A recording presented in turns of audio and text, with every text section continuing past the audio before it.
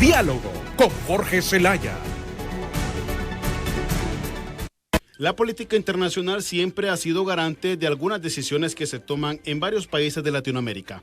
Un claro ejemplo es el gobierno estadounidense, quien tiene injerencia directa o indirectamente en algunas disposiciones de ciertas naciones. Actualmente, y debido a la crisis provocada por la pandemia del COVID-19, la migración masiva se ha incrementado, provocando nuevos éxodos de hondureños que buscan una mejor vida en tierras extranjeras. Ante esto, hay varios puntos que la política migratoria de Estados Unidos ha fortalecido para evitar el ingreso de personas de forma ilegal a su territorio. Asimismo, está el próximo proceso electoral en juego, donde una vez más se llama a la xenofobia y a la discriminación hacia millones de inmigrantes en este país de América del Norte. Nuestro invitado el día de hoy en el diálogo con el licenciado Jorge Zelaya conversará sobre los posibles escenarios que se le avisoran a Honduras y América Latina una vez que se elija al nuevo representante de la Casa Blanca y ver si temas como el TPS y el DACA serán abolidos de forma permanente.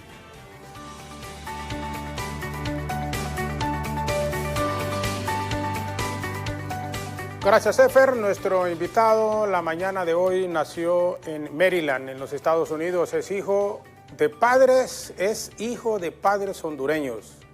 Es considerado un corazón catracho en la política de esta nación de América del Norte. Hablamos del licenciado Wadí Gaitán. Es un joven comentarista político y profesional en la comunicación con 10 años de experiencia. Además, es presidente de la Academia 100. ¿Qué es la Academia 100? Es un instituto online de capacitación para emprendedores y para jóvenes estudiantes. Ha trabajado en el Congreso de los Estados Unidos y en varias campañas políticas. El licenciado Gaitán aparece con muchísima frecuencia como analista político en CNN, en Univisión y en Telemundo. Asimismo, fue asesor político hasta antes también de la campaña del presidente Donald Trump en la ala republicana. Renunció a su cargo como portavoz en el 2016 del Partido Republicano por la retórica antimigrante del actual presidente, como les indicaba Donald Trump. Hoy nos acompaña vía Zoom desde Washington para conversar sobre el futuro de la nación norteamericana de frente al próximo proceso electoral, martes 4 de noviembre. Abordar con él cuál es el panorama en la temática migrante y sus programas, cómo serían los más importantes, el DACA y el TPS, para nuestros compatriotas y la gente de la región centroamericana. Estimado licenciado Wadí Gaitán, primero muchísimas gracias por aceptar la invitación y es un enorme placer tenerlo esta mañana aquí con nosotros. Igualmente, muchas gracias por la invitación, un placer estar aquí con ustedes en esta mañana. ¿Cómo ve el panorama político a pocos días, a 2 semanas del proceso electoral en los Estados Unidos, 4 de noviembre, el próximo martes? Sí, estamos aproximadamente 14 días para ver quién va a ser el siguiente presidente de Estados Unidos. Pero algo que nos indica las encuestas, algo que nos indica los diferentes eventos que estamos viendo al nivel nacional, es que el gane no es garantizado ni para el ex vicepresidente Joe Biden ni para el presidente Donald Trump. Ambos cuentan con gran apoyo de su base, ambos cuentan en estados indecisos distintos. Hemos visto que Donald Trump ha subido su base en áreas como la Florida y el ex vicepresidente Joe Biden en el oeste de la nación, en estados como Arizona, Nuevo México y Nevada.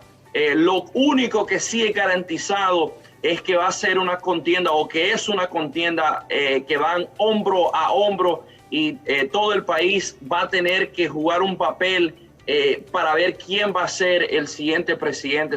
Lo que sí podemos esperar es algo muy rendido entre ambos candidatos. Sin ninguna duda. ¿Podría ser esta una de las contiendas últimas más cerradas? Tomamos en cuenta y recordamos en este momento George Bush, por ejemplo, cuando le ganó a Al Gore, que se definió en el estado de la Florida. También W. Bush, pero hubo otro proceso electoral bastante cerrado, este último de Hillary Clinton, que en el voto popular le ganó al presidente Donald Trump, pero en el voto electoral ya ahí tuvo el triunfo de Donald Trump. ¿Esta podría ser un proceso electoral similar a estos dos que hemos hecho mención desde 1800, cuando están en estos procesos democráticos en los Estados Unidos? Yo creo que puede ser muy similar, pero aún más cerrado. Lo que hace esta elección muy diferente es, a base del coronavirus, un gran número de estadounidenses van a estar votando por boleta ausente o boleta de correo. En otras palabras, en el correo reciben ellos su boleta donde ellos pueden llenar toda su información, pueden poner por quién van a votar y después lo mandan por correo. Sabemos que este proceso, aunque ya existía antes del coronavirus en muchos estados, para otros estados esto es un proceso nuevo, lo cual significa que si en la noche de las elecciones en algunos estados el gane de un candidato es menor de los números de las boletas ausentes que todavía no se han contado, significa que el martes, el día de las elecciones, es muy probable que no vayamos a saber quién es el ganador. Muchos estamos estudiando la situación y muchos estamos de acuerdo que es posible que dure a que sea unos 7 días más antes que sepamos quién es el ganador. En estados, por ejemplo, de la Florida, a donde vimos el caso de George Bush contra Al Gore, es un estado a donde hay 24 millones de habitantes. Es un estado muy indeciso. Históricamente no se ha ganado por más de un 2 o 3% de mayoría, lo cual sabemos que este año Florida, Ohio y Michigan son estados a donde muy probablemente no sepamos hasta el viernes o el domingo quién es el ganador. Sí, bueno, y aquí el Consejo Electoral al final podría tomar una decisión. Usted hablaba del estado de la Florida que tiene 25, si no me equivoco, tiene 25 son, ¿verdad? 24 millones. No, yo sé, 24 millones, pero son 25 representantes al Consejo Electoral. Electorales, sí, correcto, sí. Ok, perfecto, 25. Y siempre es un estado de los cuales se pelean junto al estado de Texas, que tiene 32, y también el estado de California, que hablamos de unos 54. Hay algunos estados, licenciado Gaitán, que son claves, y por eso se concentran más, y ocurre en todos los países del mundo, pero ahí propiamente en los Estados Unidos los candidatos presidenciales, demócratas y republicanos, se concentran muchísimo más en estos estados que tienen más representación, porque se puede ganar el voto popular, pero lo que ha sucedido en estas dos elecciones que habíamos apuntado de Al Gore y del propio Trump cuando le ganó a Hillary Clinton. Entonces, están centrando su campaña estos últimos días muchísimo más en estos estados que son claves para ellos. Sí, correcto. Hay dos puntos muy importantes en esta pregunta. Uno es si el estado tiene varios votos electorales, por ejemplo, como la Florida. Pero el segundo punto es muy clave. Es si ese estado tiene una historia de votar por un partido o el otro. En el ejemplo de California, que es el estado con el número más alto de votos electorales, con 54. Históricamente, siempre desde 1980, vota demócrata. Lo mismo es cierto con Texas. Texas es otro estado con un gran número de votos electorales, pero históricamente ahí son más republicanos, siempre vota por los republicanos. Correcto. Entonces, los candidatos no van a ir y pasar tiempo en esos dos estados, van a ir a la Florida. La Florida votó por Bush 2 años, 2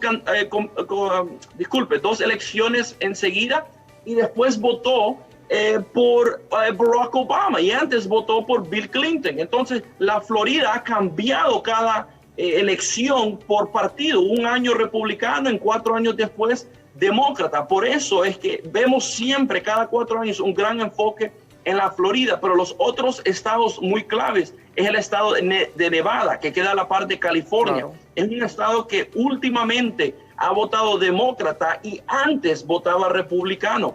Arizona siempre ha sido un estado que vota republicano. Por primera vez es posible que cambie al lado demócrata por el número de mexicanos americanos que ahora viven en ese estado, el cual se ha visto un apoyo grande para el vicepresidente Joe Biden. Entonces, esos son los estados claves que vamos a estar vigilando el día martes de las elecciones. Ahora, ¿por qué es tan clave Nevada, licenciado Wadí, si solo tiene 4 representantes en el Consejo Electoral, aun cuando queda próximo allí a California, que tiene 54, pero Nevada solo tiene 4 representantes en el Consejo Electoral? ¿Pero por qué es tan importante en esos procesos?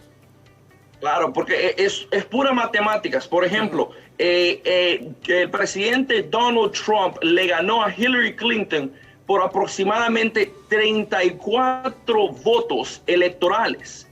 Lo que significa es que, digamos que Hillary Clinton hubiera ganado la Florida, todavía no lo hubiera ganado la presidencia a Donald Trump, porque la Florida solo tiene 25, 29 más o menos votos electorales. Entonces, Joe Biden está viendo cuántos estados necesita. Él ya tiene unos cuantos que siempre votan demócrata, pero él está viendo cuáles de los estados indecisos necesita. Por ejemplo, él necesita la Florida, y después de la Florida necesita aproximadamente 2 estados más. No importa, puede ser un estado como Nevada, que solo tiene aproximadamente 4 puntos, o un estado como Arizona, que creo que tiene entre 8 y 13 puntos. Él simplemente necesita sumar suficientes votos electorales para quitarle los 34 puntos de ventaja o 38 puntos de ventaja que tuvo la última vez Donald Trump. Entonces, por eso es que el camino a la presidencia puede ir por diferentes estados. Mucha gente opina que Joe Biden, el cual nació en el estado de Delaware, que queda en el norte-este del país, tiene un chance de ganar unos estados vecinos como Michigan y Wisconsin y Pensilvania, cuáles son estados que siempre han ganado los demócratas, pero Donald Trump lo ganó en la última elección. El electorado norteamericano es bastante complejo, es sumamente difícil el comprenderlo, el entenderlo. Y le digo esto porque solo en 5 ocasiones, en 5 procesos electorales desde 1800, estamos hablando de 220 años, un presidente ha ganado, cuando se van a los 2 años después de poder en elecciones, ha ganado el Congreso y ha ganado el Senado. Entonces, porque siempre, si hablamos entonces en el porcentaje altísimo de 90 y fracción por ciento, si es un presidente republicano, ganan las elecciones para diputados y para senadores los demócratas, y viceversa. ¿Cómo usted, que trabaja en esto, cómo se puede analizar ese comportamiento del electorado norteamericano? Sí, primero quiero decir que para mí esa es una belleza dentro de este país. El ser que hay un balance tan grande en los poderes, que en un momento en el mismo estado, por ejemplo, en Texas, en las últimas elecciones ganó un gobernador republicano y ganó por un margen muy alto. Ese mismo día ganó un senador demócrata y ganó por un margen muy grande. Yo creo que ese es algo bello dentro de este país, que cada candidato tiene que pelear por ese voto. No siempre es garantizado que un partido, solo porque gana el presidente republicano, significa que automáticamente o que el resto del pueblo va a votar a favor de congresistas y senadores republicanos. Eso tiene que ver con lo que mencioné. Aquí en Estados Unidos las campañas son bien locales.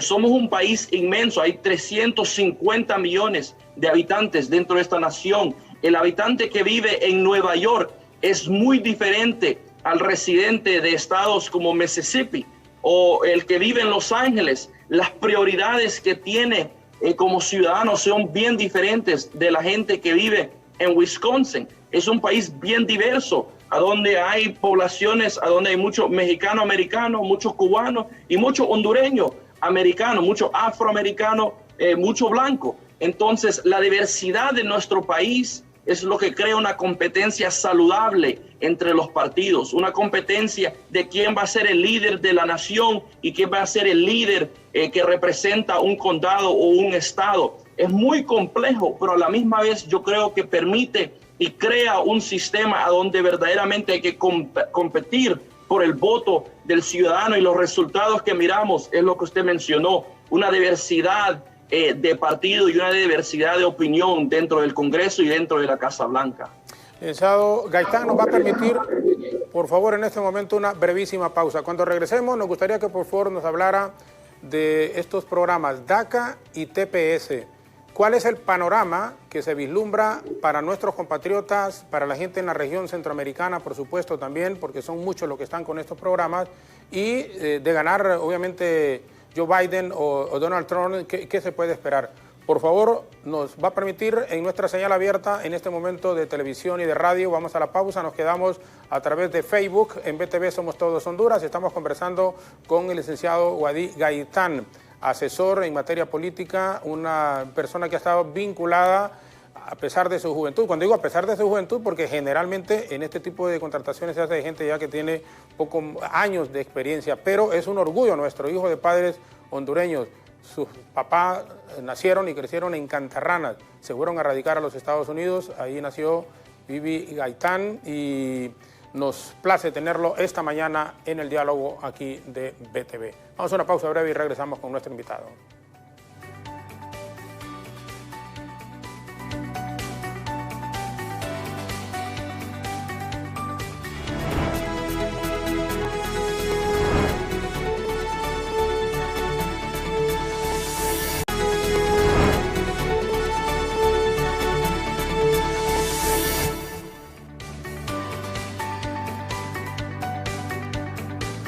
Próximo martes 4 de noviembre, elecciones en Estados Unidos y dependiendo de quién gane, podría cambiar el panorama a nivel latinoamericano.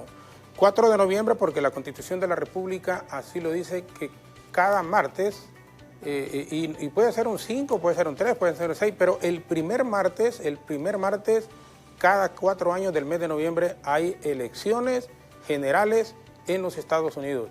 ¿Qué puede afectar programas como DACA y como TPS? Y si nos vamos en esa misma ruta, licenciado Gaitán, ¿quién conviene para los países de América Latina que gane? ¿Reelección de Donald Trump o Joe Biden como nuevo presidente de los Estados Unidos?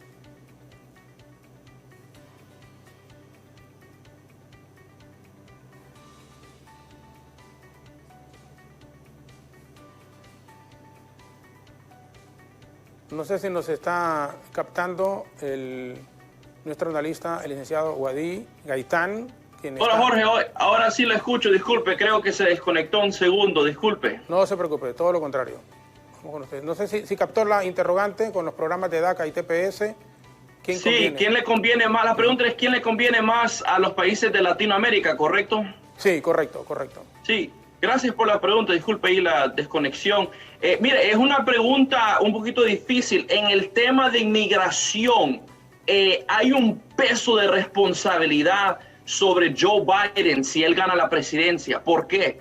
Joe Biden, bajo la administración de Obama, antes de ganar en el 2008, le prometieron en una entrevista con Jorge Ramos en Univisión, prometió que en los primeros 100 días iban a pelear por una reforma migratoria, pero no se vio. Prefirieron tomar el camino de el cuidado de salud con el programa reconocido como Obamacare, el cual para muchos hispanos y para mucha gente inmigrante lo miraron como el presidente, una gran mentira, como una promesa quebrada. También sabemos que bajo la administración de Barack Obama, él quebró el récord de las deportaciones más grandes, en números más altos que hemos visto en la historia de Estados Unidos, el cual mucho hispano y mucho inmigrante le pidió cuentas al final de sus elecciones. Ahora, el vicepresidente fue parte de esa administración y él por esos hechos durante esta campaña ha priorizado el tema de inmigración, específicamente cuando él ha hecho campañas en el oeste, donde hay mucho mexicano-americano y hay mucho inmigrante reciente a nuestro país. Entonces yo creo que si gana Joe Biden, el pueblo verdaderamente le va a pedir cuentas, le va a pedir que sus promesas, cual él dio, que las cumpla.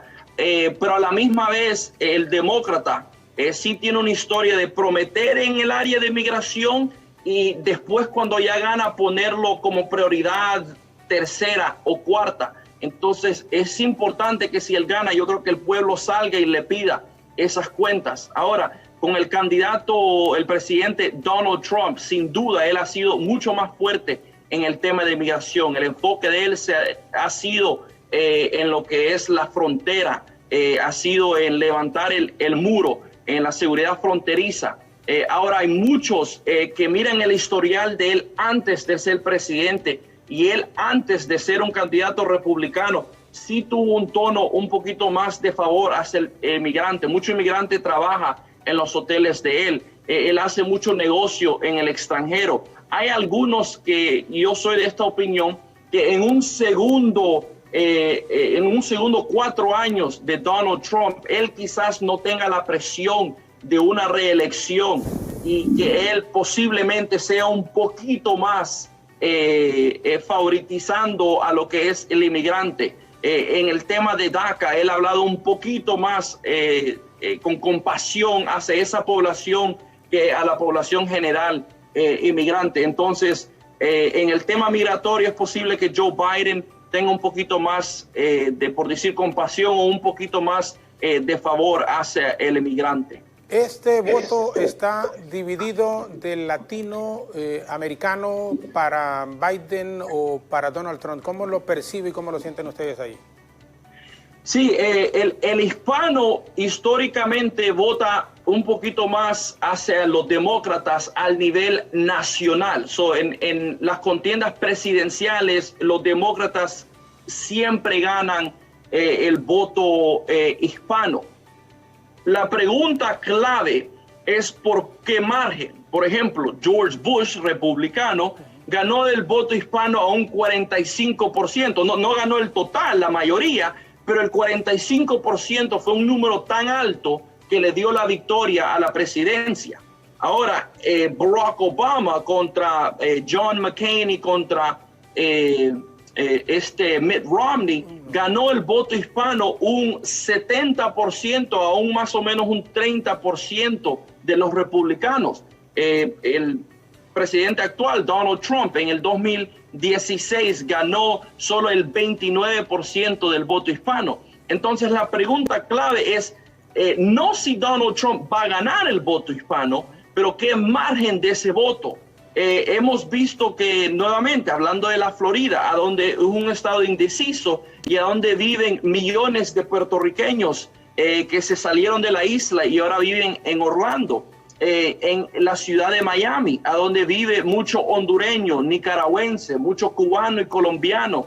En esa área sí hemos visto un apoyo hacia el presidente Donald Trump, específicamente enfocado en el tema del socialismo. Sabemos que para el venezolano que ha oído el régimen de Maduro y para el cubano que ha salido de la isla de Cuba, el tema del socialismo y del comunismo es un tema que les anima a votar a favor de Donald Trump, el cual ha salido fuertemente en contra de los gobiernos de esos países. Entonces, yo creo que Donald Trump, aunque no va a ganar el voto hispano, va a ganar un margen más grande del cual ganó en el 2016. ¿Y va a cambiar su concepto si Joe Biden gana la presidencia de la República? ¿Existirá un cambio en la política migratoria? ¿O realmente? Lo que pasa es que en Estados Unidos, y la gente, probablemente muchos no saben y no conocemos a profundidad, pero ahí es completamente diferente. Creen que porque es el presidente de país poderosísimo, la nación más poderosa probablemente del mundo, pero tiene sus controles un presidente, porque una ley no solo se la va a aprobar así, la aprueba el Congreso y luego, después de aprobar el Congreso, pasa a la Cámara Alta y después la Cámara Alta la pasa para que la firme, la promulgue el presidente de la República. O sea, ahí, licenciado Gaitán, los pesos y los contrapesos sí realmente funcionan. En este instante, por ejemplo, la Cámara Baja la dirige Pelosi como presidenta, con los 435 diputados, pero el Senado lo dirige los republicanos, con el vicepresidente dirigiéndola, y que cuando hay empates en la decisión, como un voto de calidad, él toma las decisiones. O sea, es una situación bastante compleja y la gente no sabe. La gente dice, Donald Trump es el presidente y toma estas decisiones. No, hay muchas cosas en las cuales tienen controles y funcionan ahí verdaderamente los pesos, los contrapesos, sumado a estos tres poderes del Estado también la Fiscalía, que es bastante fuerte, y no digamos la Corte Suprema de Justicia. Sí, muy correcto. Ese tema es muy importante porque ahorita en las elecciones de noviembre no solo está obviamente el presidente que se está postulado, pero están también en el Senado, hay aproximadamente unos 20 senadores que están en su reelección. Actualmente, como usted mencionó, los republicanos tienen la mayoría y tienen el control del Senado, pero solo actualmente por 4 votos más que los demócratas. Lo que significa es que de esas 4 contiendas que están ahora, el cual algunos son demócratas, otros republicanos, si los demócratas pueden ganar un gran número de esas elecciones, en noviembre, el 3 de noviembre, puede cambiar la mayoría del Senado. Si cambia la mayoría del Senado, significa que los demócratas controlarían no solo la Cámara Baja con Nancy Pelosi, pero también el Senado. Y lo que significa es que ellos pueden fácilmente enfocarse más en las prioridades de ellos. Lo interesante sería ahora es que si gana Joe Biden, los demócratas tuvieran un control histórico de todo lo que es la rama ejecutiva y la rama del Congreso. Si gana presidente Trump, significa que él verdaderamente va a tener que negociar y trabajar con los demócratas y asegurarse que ambos estén en la mesa para que todavía el país pueda ir hacia adelante con nuevas leyes. Sí, no, y es un proceso electoral bastante atípico y con las condiciones en que se encuentran el presidente Trump, si llega a ganar, va a tener 4 años bastante difíciles porque se va a encontrar probablemente con una Cámara Baja y con una Cámara Alta que estaría en manos de la oposición y estarían complicándole porque si bien y recordamos ahorita así solo de 1800 a la fecha, solo 2 presidentes han sido prácticamente puestos, como dicen, en la picota pública y que la Cámara Baja ha querido hacerle juicio. Y el último fue Bill Clinton con lo de Lewinsky, la joven que estaba ahí en casa presidencial. Pero sí podría, y adelantándonos un poco, sí ganar el presidente Donald Trump, tener un periodo de 4 años bastante complejo. Le pregunto en este instante, licenciado Gaitán, ¿por qué casi siempre se reeligen los presidentes, independientemente de que sea demócrata o republicano? Muy buena pregunta.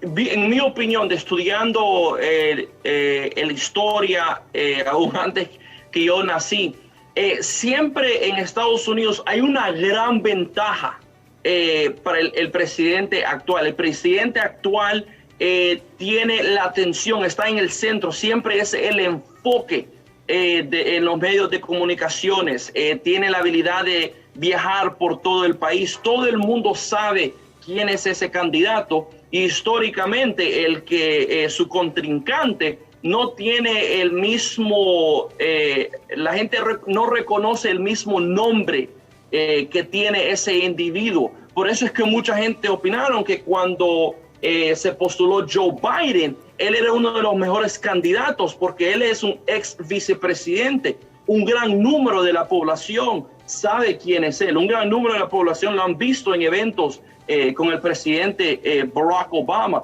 Una de las razones es simplemente porque es reconocido al nivel nacional.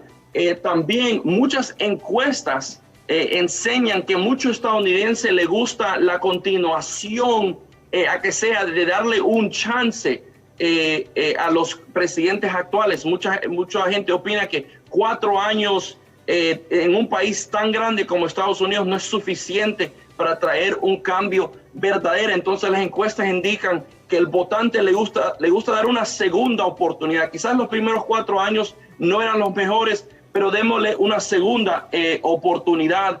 Y en otros casos, los presidentes simplemente han tenido 4 años que han sido de gran beneficio a la nación. Por ejemplo, con Donald Trump es un tema muy controversial.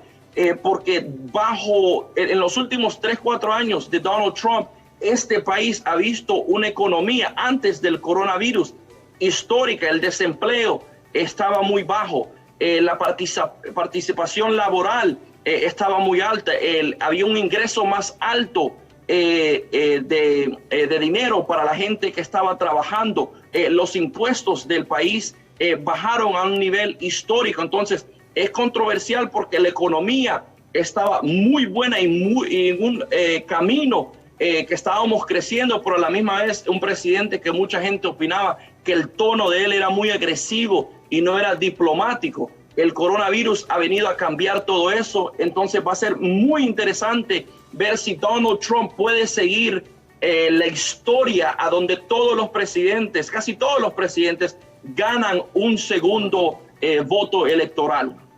Sí, no, definitivamente. Esto del coronavirus puede ser determinante en su concepto, entonces eso lo vamos a ver, y no solo el 3 de noviembre, sino que también en el voto por correo, como usted mismo lo ha dicho, que podría hacer cambiar la historia e independientemente de quién ganara este proceso, decir que también hubo parte también en lo del coronavirus, a lo mejor por el mal manejo que se ha dado del presidente Donald Trump o por sus declaraciones en relación a ello, que en un principio ni siquiera creía y no usaba tampoco la mascarilla. A pesar de que en la última etapa, estos días, pues realmente fue afectado él, su esposa y uno de sus hijos con el coronavirus.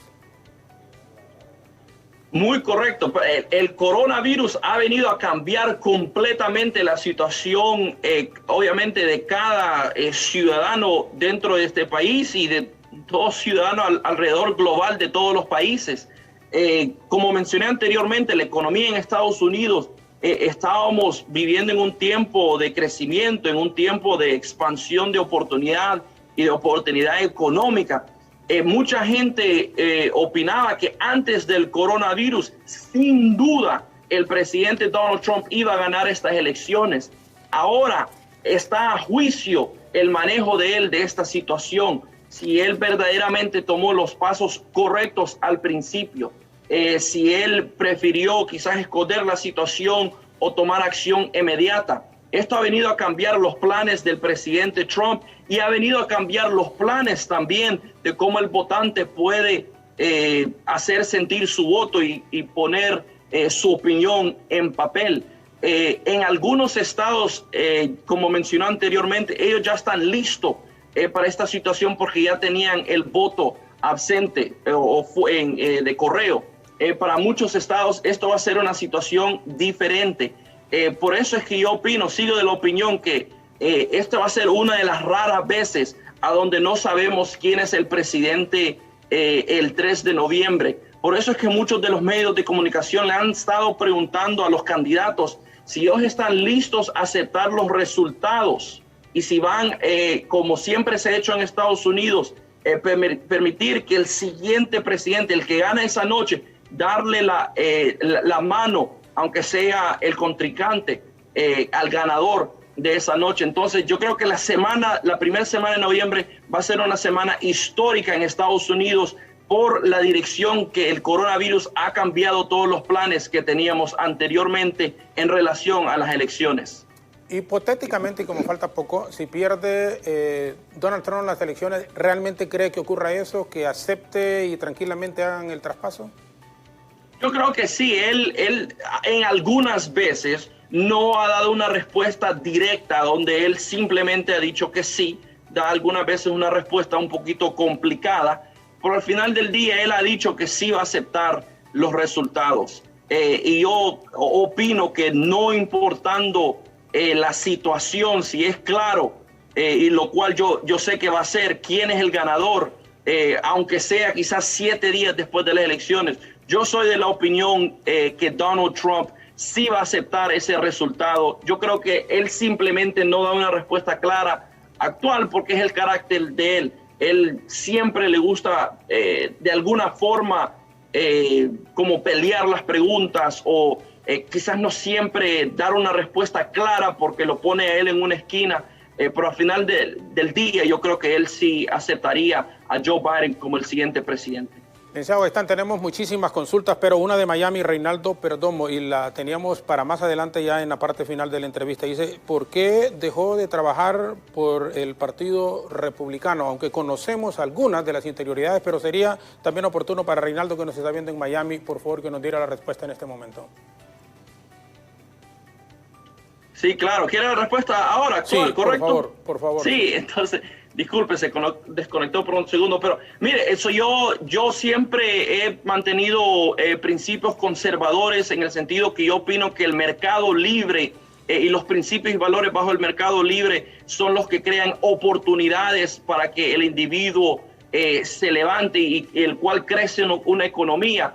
Muchos de esos principios son principios que históricamente muchos republicanos los han mantenido, los han promovido, pero con el candidato Donald Trump en el 2016, yo estudiando muy bien las posiciones que él tomaba, yo miré que aunque él llevaba el nombre de republicano y el título de republicano, que verdaderamente muchos de los principios de él no eran los valores y principios de un conservador.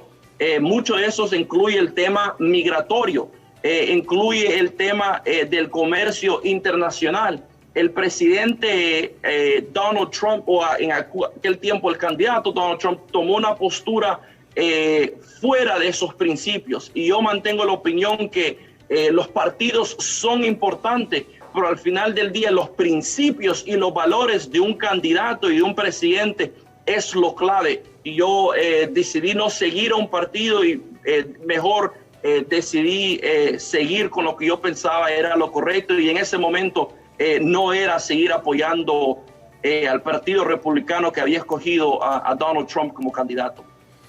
Y nos parece, mire, realmente es impresionante porque, y ocurre acá en nuestro país, que cuando alguien no comparte las ideas, los principios de un candidato, en este caso como usted lo hizo el 2016 con lo de Donald Trump, tiende generalmente a cuestionar y atacar fuertemente al candidato y al partido. Usted ha sido todo lo contrario y hemos visto sus intervenciones en CNN, lo hemos visto también en Telemundo, lo hemos visto en Univisión y algunos otros medios, incluso cuando vino acá, que no sé si fue el 2017, que ofreció algunas declaraciones también, si no me equivoco.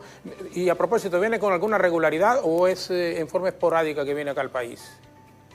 Sí, no, yo trato de ir cada año. Estuve en Honduras en marzo del año pasado visitando a mi familia Gaitán en Cantarranes, en Tegucigalpa, y también a mi familia Arce en Tegucigalpa y también en Choluteca. Pero sí, yo estuve ahí en el 2017 y, trabajando con la Embajada de Estados Unidos, sí, dando diferentes conferencias enfocado en las redes sociales y en la comunicación, y también salían preguntas como la que mencionó ahorita usted de los candidatos. Yo creo que es importante el votante siempre saber qué es lo que opina él personalmente como votante y después medir si ese candidato mantiene esos mismos principios. Algunas veces nosotros solo nos vamos por partido, y para alguna gente eso está bien, pero para otra gente yo creo que no es el mejor paso hacia adelante. Nos va a permitir, licenciado Gaitán, una última pausa. Regresaremos con usted desde Washington esta mañana. Aquí son las 7:46, 9:46 ahí, ¿verdad? Llevamos 2 horas. Correcto. 2 horas de diferencia. Un compatriota nació en Maryland. ¿En Maryland fue que nació usted? Sí. Correcto, Maryland, a la par de Washington, a la DC. par de Washington, sí, a la par de Washington. Pero nos sentimos orgullosos, así como ocurre con varios jóvenes como él, que triunfan no solo en Estados Unidos, sino en varios países, y que sus padres son hondureños y que se han ido buscando mejores opciones, mejores oportunidades, y aquí está una demostración, un joven brillante y que está ocupando posición realmente importante ahí en los Estados Unidos. Desde Washington estamos en esta conversación la mañana de hoy. Pausa breve y continuamos con más interrogantes con el licenciado Wadi Gaitán, que nos acompaña vía Zoom desde Washington.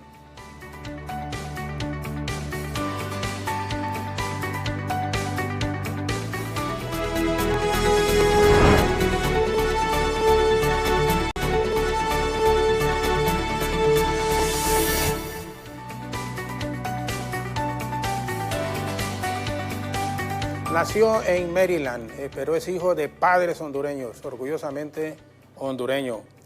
Nuestro compatriota Wadi Gaitán, analista, nos acompaña desde Washington esta mañana. El proceso electoral próximo en los Estados Unidos de este 3 de noviembre. Y planteaba Ethel, licenciado Gaitán, cuando estábamos en la pausa, que hay muchas consultas. Una de ellas que se refiere al ingreso que ha recibido y que el New York Times y otros medios importantes de los Estados Unidos hablan de la inyección que se le ha dado a la campaña para estos últimos días de Joe Biden de 114 millones de dólares. ¿Qué significa realmente este aporte? Que la gente cree, porque estamos hablando de una cantidad bastante significativa, en que Joe Biden gana las elecciones este 3 de noviembre. Yo creo que para Joe Biden, la campaña de él, obviamente esto lo reciben con brazos abiertos. En los últimos 14 días el enfoque de ellos va a ser en asegurarse que la gente salga a votar. Ese dinero va a ser muy útil para eso. Muy probablemente van a hacer anuncios de tele, de radio, de Facebook e Instagram, animando a la gente, especialmente a su base, a que salga a votar. Estos fondos nuevamente son bien recibidos por esa campaña porque la diferencia entre Joe Biden es que él tuvo las internas. Él no fue el único candidato dentro del Partido Demócrata que quería ganar la nominación para representar a su partido ante Donald Trump. Él gastó mucho de sus fondos en contra de los mismos demócratas, en contra de ahora su candidata a vicepresidente Kamala Harris. Entonces él estaba también en necesidad de más fondos. Donald Trump, el dinero que él recibió desde el principio, el enfoque de él siempre fue las elecciones ahorita de noviembre. Entonces la campaña de Donald Trump pudo invertir más dinero ya en los estados indecisos. Joe Biden ahorita, el enfoque en los últimos meses sí ha sido las elecciones, y este dinero, aunque solo quedan 14 días, sí va a ser de gran ayuda para ellos. José Ramírez le pregunta desde Los Ángeles, California, que si va a votar por Donald Trump, dice. Le pregunta. Muy buena pregunta. Yo nunca he indicado por quién voy a votar. Aún antes de estas elecciones, el voto mío siempre lo ha mantenido privado. Por primera vez, yo en el 2016 sí mencioné que no iba a votar por Donald Trump. Yo quizás después de las elecciones comparte con quién vote, pero actualmente no estoy compartiendo, pero sí animo a todo el mundo que vote. Yo creo que no importando si uno va a votar por un demócrata o por un republicano, el ser que nuestra comunidad salga a votar y que vote no solo por las campañas presidenciales, pero aquí también están las campañas locales al nivel estatal, y también están las campañas, los candidatos al nivel de condado. Es muy importante que nosotros como comunidad salgamos y votemos. Perfecto. Bueno, y aquí también teníamos, yo había planteado la interrogante, ¿por qué en su concepto como analista Bernie Sanders no ganó la nominación aun cuando tenía el respaldo de la mayoría de los jóvenes en los Estados Unidos, pero perdió con Hillary Clinton, la anterior, y pierde ahora con Joe Biden?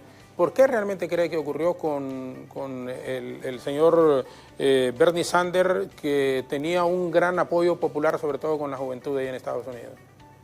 Sí, yo creo que hay dos puntos importantes. Uno, que aunque sí, él contaba con mucho del apoyo del joven, el joven no sale a votar en un nivel muy alto. Todavía lo que es los individuos de 30 a 65 años son la gran mayoría del votante aquí en Estados Unidos, y son un gran número de los votantes dentro del partido demócrata.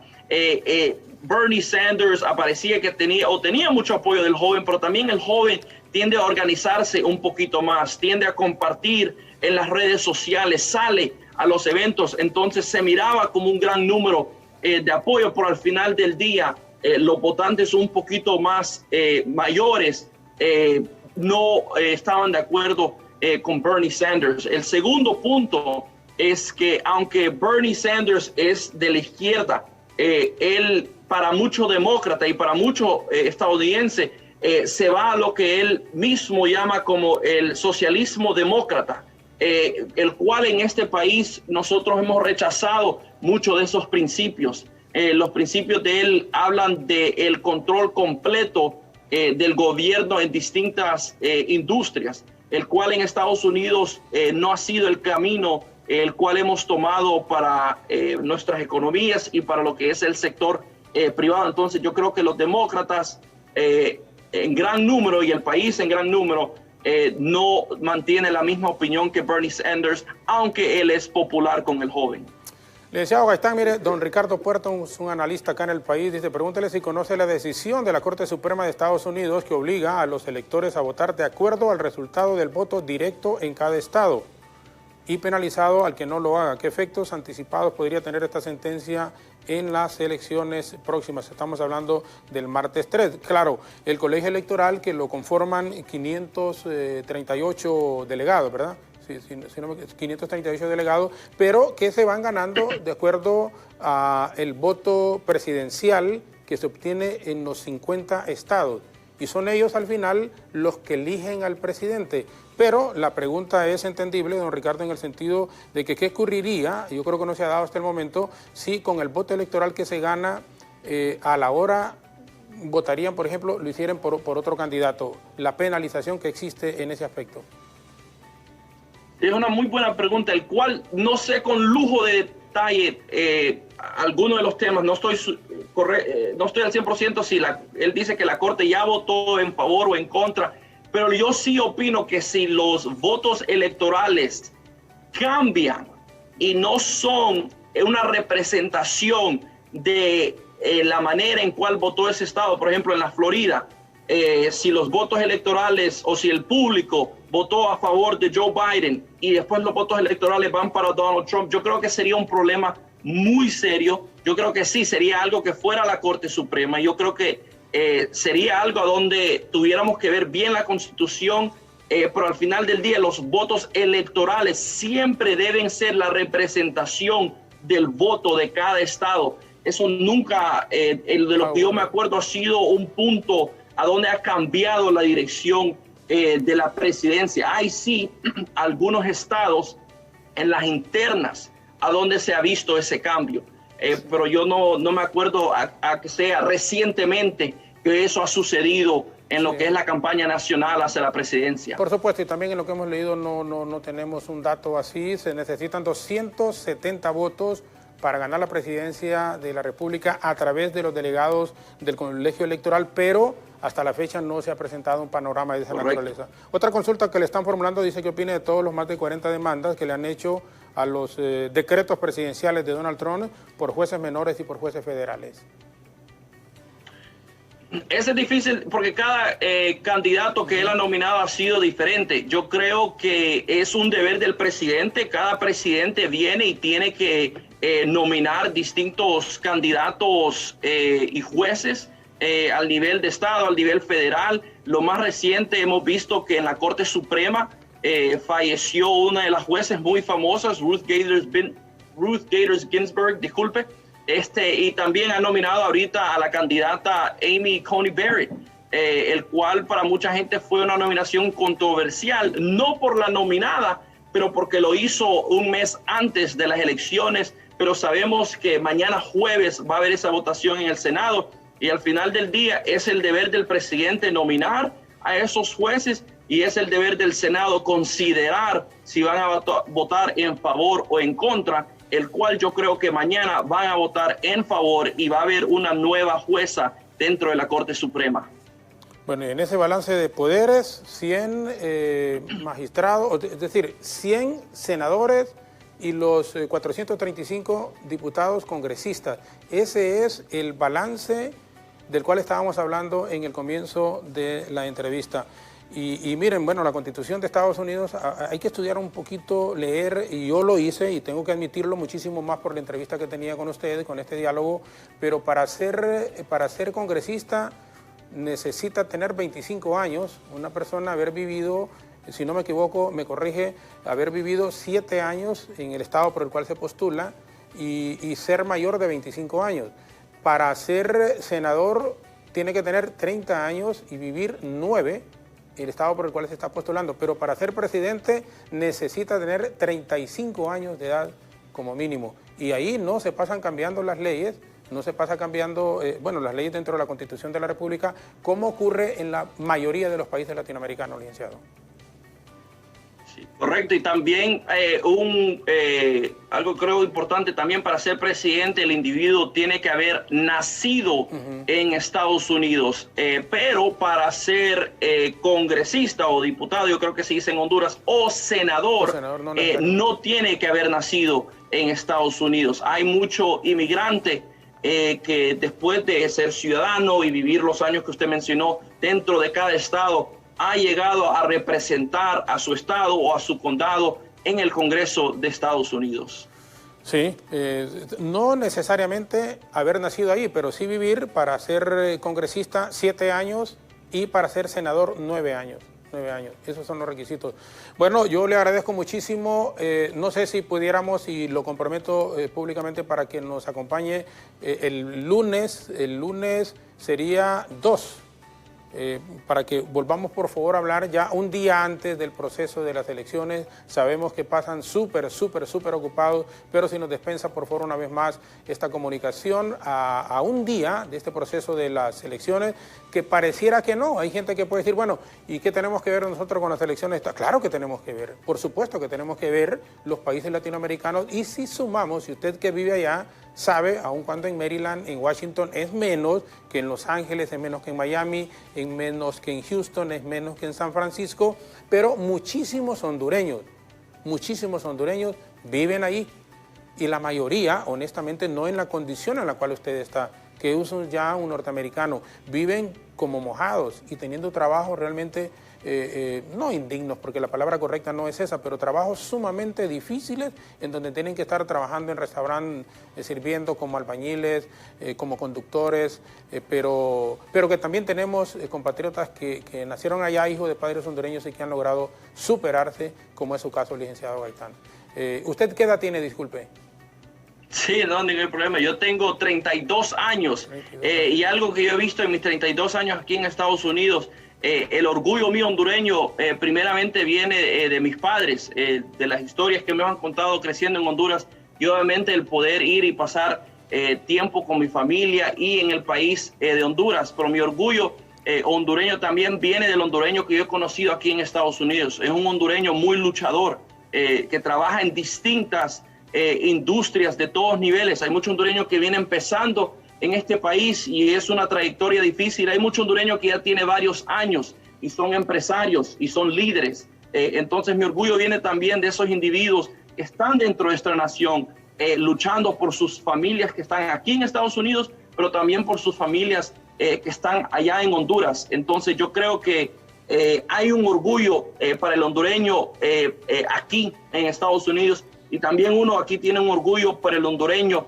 que está todavía allá en Honduras, porque yo también en Honduras he visto un país luchador, un país emprendedor y un país que quiere salir hacia adelante. Yo creo que para mí eso es una de las cosas más importantes, no importando el gobierno, aunque el gobierno juega un papel importante, el luchar de un pueblo y de un país, yo creo que lo que verdaderamente puede ayudar a salir una nación hacia adelante.